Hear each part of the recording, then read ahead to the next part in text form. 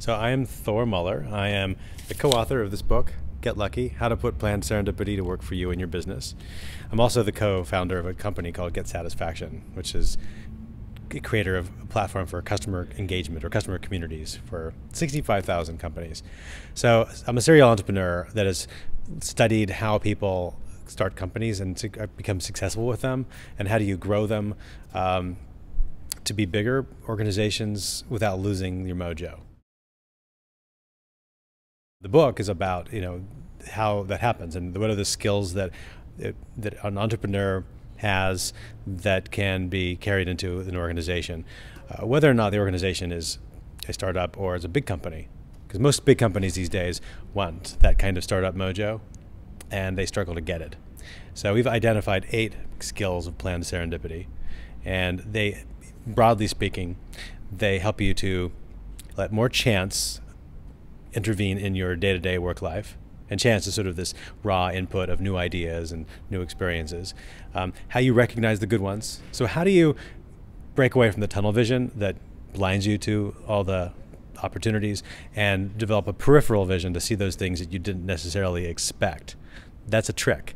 And the third thing is, how do you take advantage of these things? So we have plans that set us on a certain course, right? We have our quarterly and annual plans, and we commit to them to our investors and to our fellow employees and to our bosses.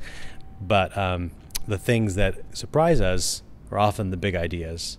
So how do we deviate from our plans in effective ways without sort of making the whole house of cards come down? I would say that there's this interesting collision between being willing to identify and take other opportunities, other roads, right? Entrepreneurs are really good at this. I've always been really good at this. I've never have a shortage of ideas. And this is, I think, pretty common. The challenge is, how do you not die of indigestion? Too many ideas. Not really committing hard enough to one or a few, being too easily distracted. There are a lot of downsides of being really good at divergence, as we call it. But one of the solutions at the same time, you need that divergence. You need that ability to follow the unexpected path, because that's where innovation happens. So what we found, and this is the unexpected part, was that the way you make divergence more effective is to have a stronger sense of commitment for an overriding purpose, which at first glance seems like a paradox. I mean, we're on the one hand saying overriding purpose, like a unwillingness to compromise on what you really believe in, is the key to being better at taking unexpected paths.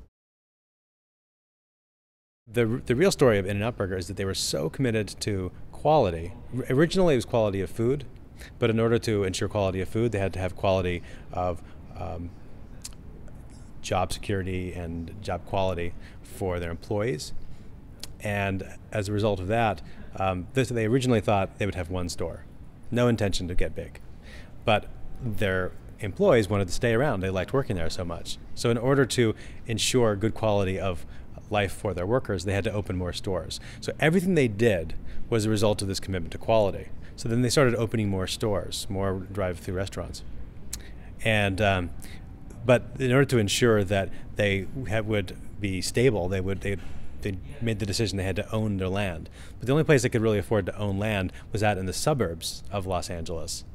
So they were out of the way for many of their patrons. And the very fact they were difficult to get to led to this kind of cult phenomenon, right? Because scarcity is a key ingredient of this kind of desirability. So it wasn't planned. They didn't plan to be a cult phenomenon, but this commitment to quality allowed them to stumble over these sort of serendipitous benefits. Regions like Silicon Valley outperform other areas in fields like innovation and startups because they've actually instituted structures like venture capital and co-working space and mixers like some of the ones we've talked about